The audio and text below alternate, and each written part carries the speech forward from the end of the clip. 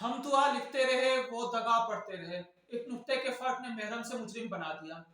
आपने अक्सर ये देखा होगा कि हम किसी को अपनी बात नहीं समझा पाते, वो उसको मिसअंडरस्टैंड कर लेता है, किसी की बात हम नहीं समझ पाते, तो लिहाजा अच्छी कम्युनिकेशन ना होने की वजह से बहुत सारी मुश्किलात पैदा होती हैं, जिनमें गलतफहमियां होती हैं और नौबत लड़ाई झगड़े तक आ जाती है। लिहाजा हम किसी भी एज ग्रुप से ताल्लुक रखते हों, किसी भी प्रोफेशन से हो, हमारा तालीमी मयार कुछ भी हो, चाहे हम गैर तालीमी याफ्ता हो, लेकिन कम्युनिकेशन का जानदार होना, इफेक्टिव होना, वो हर एक के लिए यकसा अहमियत का हामिल है। तो लिहाजा हमें अच्छी कम्युनिकेशन सीखनी चाहिए और अच्छी एक कम्युनिकेशन इख्तियार करनी चाहिए। तो ये कम्युनिकेशन हम किस तरह से सीख सकते हैं, कहाँ से सीखेंगे?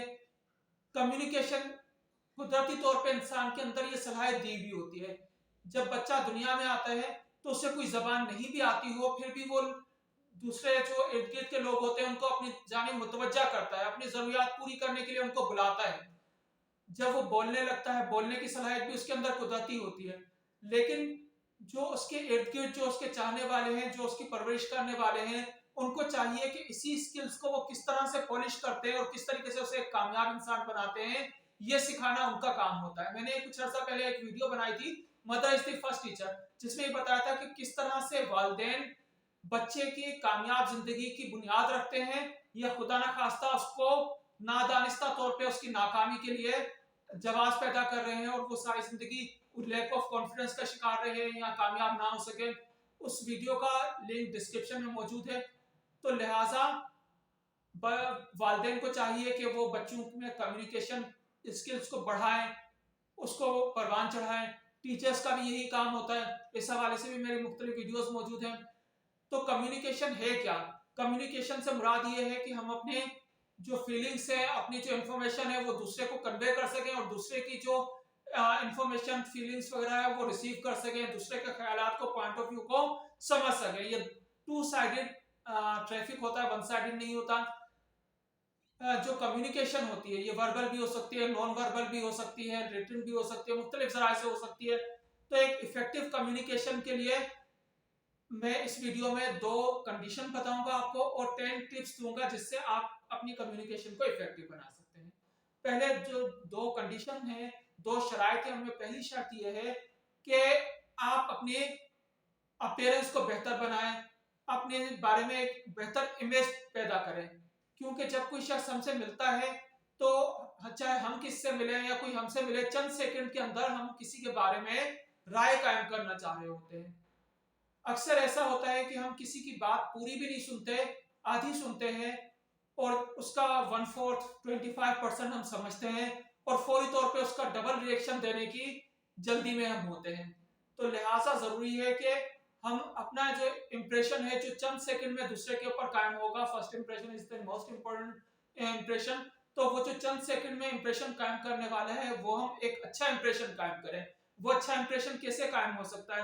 हमारी अपीयरेंस, हमारी पर्सनैलिटी, हमारे पास जो चीजें मौजूद हों, अगर हम किससे बातचीत करना चाह रहे हैं तो हमारे पास जो उसके हवाले से रिसोर्सेज हो गए, उसको देख के वो हमारी तरफ मुतवज्जा हो और उसके बाद हमारी बात सुनने के लिए रजामंद हो, हमारे बात पे तवज्जो दे, जिसके बाद ही हमारी अच्छी कम्युनिकेशन का आगाज हो सकता है। नंबर 2, दूसरी कंडीशन ये है कि हम दूसरे को ऑब्जर्व करें और हम भी उसके आईक्यू लेवल के बारे में, उसके बारे में राय कायम करें जो कि हकीकत के करीब हो, उसके इंटरेस्ट को समझें और उसके बाद हम बातचीत का आगाज करें। अगर वो किसी चीज में इंटरेस्ट नहीं ले रहा है या जो हम अल्फाज इस्तेमाल कर रहे हैं वो उसके लिए नाकाबिले फहम है, तो लिहाजा कभी भी वो कम्युनिकेशन इफेक्टिव नहीं हो सकेगी।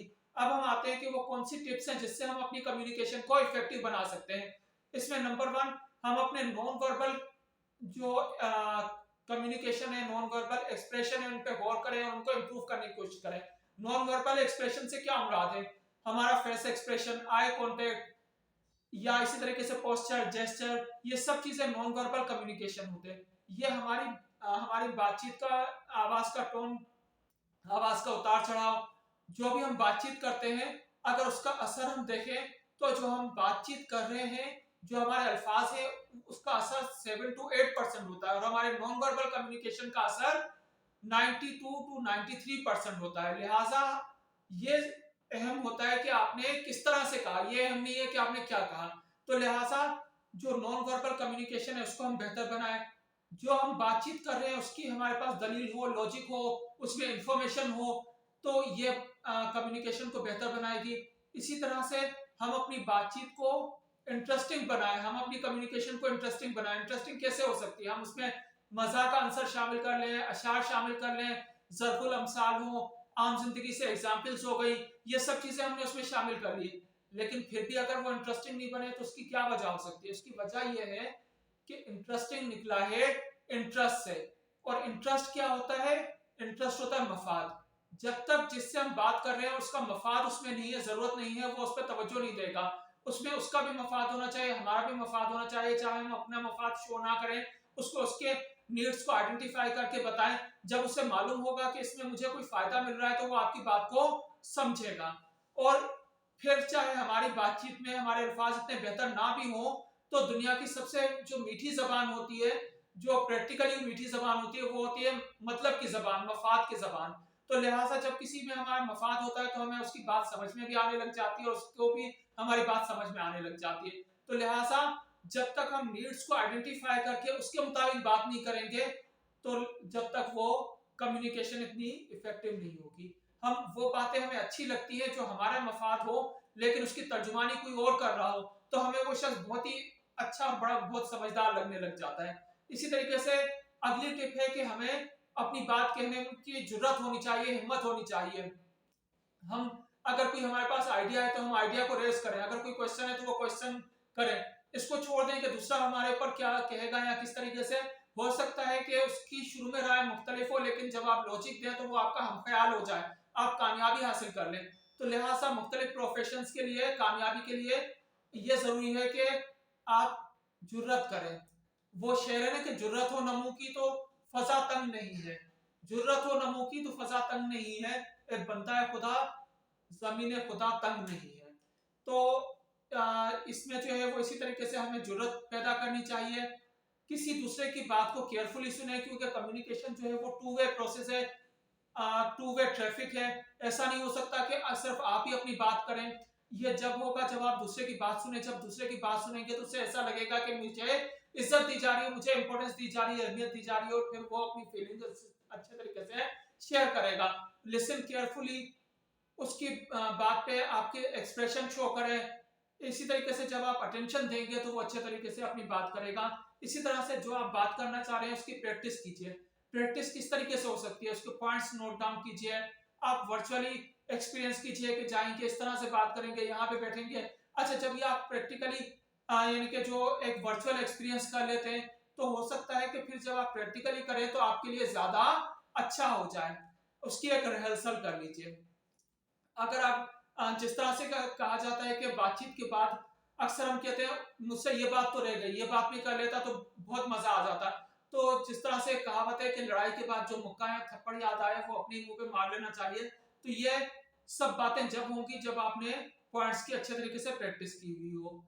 जब आप किससे बातचीत कर रहे हो, वो आपका हम उम्र हो, आपसे कम उम्र हो, तो एक अच्छा रिलेशन बिल्ड करने के लिए, एक बेतकल्लुफी या अपनायत पैदा करने के लिए आप उसका नाम पूछ सकते हैं, उसे उसके नाम से कॉल कर सकते हैं, या जो भी मुनासिब हो उसके लिहाज से।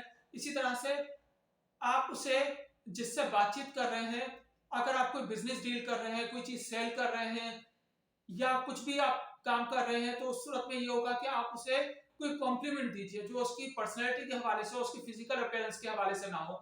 मसलन ये है कि कोई भी उसकी ऑब्जर्वेशन की आपने तारीफ कर दी, किसी और चीज की जो रियल में उस तरह से होगी, तो वो ये सोचेगा कि ये शख्स मुझ में यानी कि मुझे इतनी इंपॉर्टेंस देता है कि उसने ऑब्जर्व करके ये चीज को पॉइंट आउट किया। और सच्ची बात है कि हर किसी को अपनी तारीफ अच्छी लगती है, किसी को भी तनकीद अच्छी नहीं लगती। शायद ही कोई इस तरह से शख्स हो जो तनकीद को पसंद करता हो और लोगों को इनकरेज करता हो कि मुझ पर तनकीद करें। हम कहते हैं लेकिन रियल में इस तरह से नहीं होता। अच्छा, इसी तरीके से हम उसमें कॉमन कनेक्शन ढूंढे। कॉमन कनेक्शन किस तरीके से कि जो भी हमारी कॉमन लाइकिंग है, डिसलाइकिंग है, कॉमन इंटरेस्ट है, उस पर बात करें। इस तरीके से हमारा एक अच्छा इंटरेक्शन बिल्ड होगा। जो हम बात करना चाह रहे हैं उसकी जो सीरीज है उन पॉइंट्स की, वो सीरीज इस तरह से आप रखिए कि जो मोस्ट इंपोर्टेंट बात हो वो पहले नंबर पे हो, क्योंकि जो पहले नंबर पे रखी जाती है उसी पे सबसे ज्यादा टाइम कंज्यूम हो रहा होता है। कभी आप ये नोट करके देखिएगा कि किससे बातचीत में आप 5 पॉइंट्स रखते हैं, 10 पॉइंट्स रखते हैं, तो जो पॉइंट आपने पहले रखा है उसके हवाले से उसके हवाले से जो बात होगी वो डिफरेंट होगी, उसके रिजल्ट डिफरेंट होंगे।